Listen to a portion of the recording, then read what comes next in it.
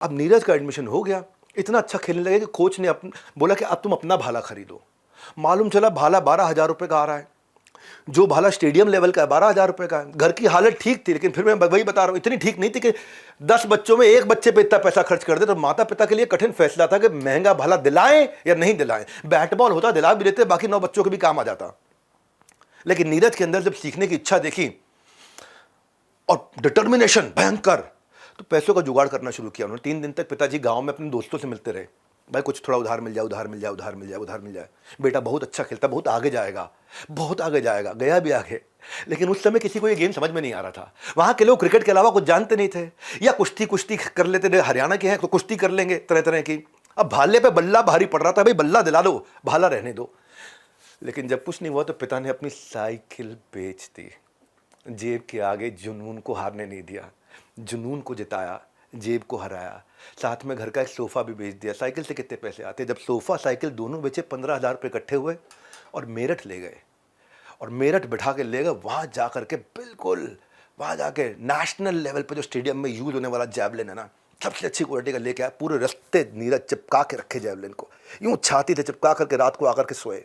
सुबह उठते ही स्टेडियम पहुंच के दोपहर तक थ्रो पे थ्रो, थ्रो पे थ्रो, ना खाना ना पीना ना कोई ब्रेक, ना थ्रो पे थ्रो, थ्रो पे थ्रो। उनकी उम्र के औसत बच्चे जो होते थे वो हफ्ते में 3 दिन प्रैक्टिस पे आते थे, या तो मंडे वेडनेसडे फ्राइडे या ट्यूसडे थर्सडे सैटरडे, और 2 घंटा प्रैक्टिस करते थे। यानी कि टोटल हफ्ते में 6 घंटा, और नीरज एक ही दिन में 6 घंटा करते थे। इनका 3 ही काम थे टोटल, एक तो नहीं बोलूँ, 3 काम थे। School javelin rest, school javelin rest, school javelin rest, school javelin rest. सुबह स्कूल, दिन भर जैवलिन, रात को रेस्ट। अब क्या हुआ, 11 साल की उम्र में जब खेलना शुरू किया तो 12 साल की उम्र में सारे मैच जीतने लग गए। 13 साल की उम्र में डिस्ट्रिक्ट चैंपियन, फिर स्टेट चैंपियन होने लगे। आगे की ट्रेनिंग के लिए उनको पंचकुला जाना था, पर पंचकुला की एकेडमी में कोई स्पेशलाइज कोच नहीं था। अब 1 घंटा तो खुद ही प्रैक्टिस करते, लेकिन टेक्निक चाहिए थी, और टेक्निक वाला कोच नहीं था कोई। तो उन्होंने कहा यार दिमाग लगाते हैं, यूट्यूब पे सीखते हैं। पर पैसे नहीं थे, मोबाइल खरीदना है, मोबाइल के पैसे नहीं। पंचकुला में ढाबे के अंदर नौकरी करी, बर्तन धोना, खाना परोसना। 3 महीने तक खूब नौकरी करने के बाद थोड़े पैसे इकट्ठे किए, सस्ता मोबाइल खरीद लिया, और फिर तो यूट्यूब चालू। और मैच में चेक चैंपियन थे, चेक एक कंट्री, चेकोस्लोवाकिया, उसके जो चैंपियन थे जेन जेलेंजी, उसके वीडियोस देखने शुरू किए।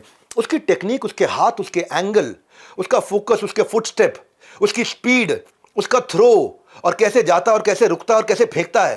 एक ही वीडियो को बार बार बार बार बार बार देखते रहे, स्टाइल को कॉपी करने की कोशिश करते थे, साथ में डायरी रखते थे, पूरे नोट्स बनाते थे, स्ट्रैटेजी, टेक्निक, इंप्रूवमेंट एरिया सब कुछ देखते रहे। कोई एक्सपेंसिव इक्विपमेंट नहीं, कोई फॉर्मल ट्रेनिंग नहीं, कोई फॉर्मल ट्रेनिंग नहीं, मोबाइल में देख के सीख गए। पर भाई लोगों, एक बात बताता हूं, फॉर्मल ट्रेनिंग और यूट्यूब ट्रेनिंग में, यूट्यूब ट्रेनिंग से हर आदमी सफल नहीं होता है। बिजनेस में मेरे पास कई एंटरप्रेन्योर आते हैं जिनके पास अच्छा आइडिया तो होता है, डिटर्मिनेशन भी होता है, लेकिन आइडिया एग्जीक्यूट नहीं कर पाते यूट्यूब पे देख देख करके। ये होता है formal training versus YouTube training. हर आदमी नीरज चोपड़ा नहीं है। लीडरशिप फनल प्रोग्राम से हम एंटरप्रेन्योर्स को इंप्लीमेंटेबल स्ट्रैटेजी देता हूं, ताकि उनका विजनरी लीडरशिप स्किल कैसे बिल्ड हो जाए, प्रोडक्ट इनोवेशन कैसे आए, रेवेन्यू ग्रोथ स्ट्रैटेजी क्या है, 5 होती है revenue growth strategy, high performance team कैसे तैयार कर दूं मैं, मार्केटिंग में अपनी विजिबिलिटी बिना पैसा खर्च करे कैसे बढ़ा दूं, ग्लोबल एक्सपेंशन मेथोडोलॉजीज क्या है, प्रॉफिट मार्जिन को कैसे मैनेज किया जाए। पूरे 1 साल हैंड होल्डिंग होती है। नीरज के पास फॉर्मल ट्रेनिंग नहीं थी, लेकिन आपके पास है, ताकि हर बिजनेस का हर नीरज चोपड़ा